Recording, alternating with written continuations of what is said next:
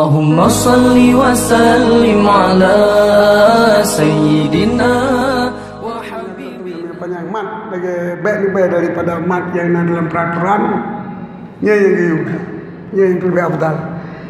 Ada pun minyak tajam-tajam, mat menurut tajam.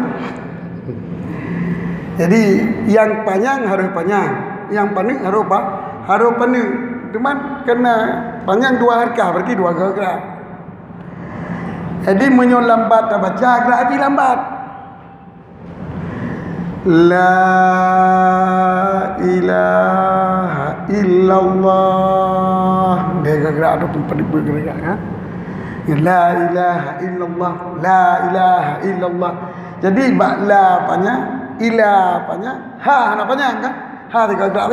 La ilaha illallah, la ilaha illallah. Gerak hati tajam. Yang perlu pegang adalah menurut tajam terbaca, baris apa harkat, tak baca tiga gerak.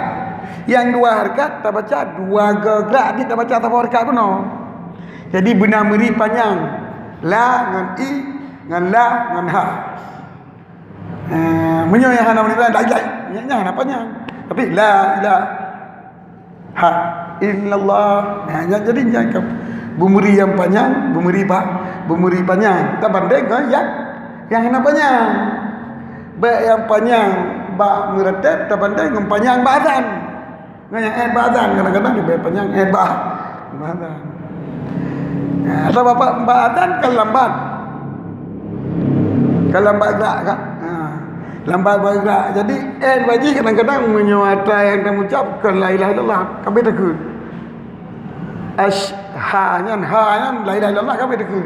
Baik kau yang baru ha. Hayya 'alas salah. Jadi masalahnya kalau kita ada la ilaha illallah ni. Jadi tak banding sampai kerana ini. Kalau banding huruf-huruf la ilaha illallah yang hana panjang dengan yang panjang berbeza. Yang panjang dua kali yang hana panjang. Ini dua buah harkah, ini satu kali panjang. Menyolah buah harkah kan lagi ada kali atau yang panjang yang hana panjang. Jadi kan dalam arti hamzah dia dalam arti tajam tak? Tajam. Menyata tajam. Nah beda di antara yang panjang dengan hana panjang sah, tertib dan berumpak pala. Tapi yang utamakan adalah yumat kan. Allah Allah.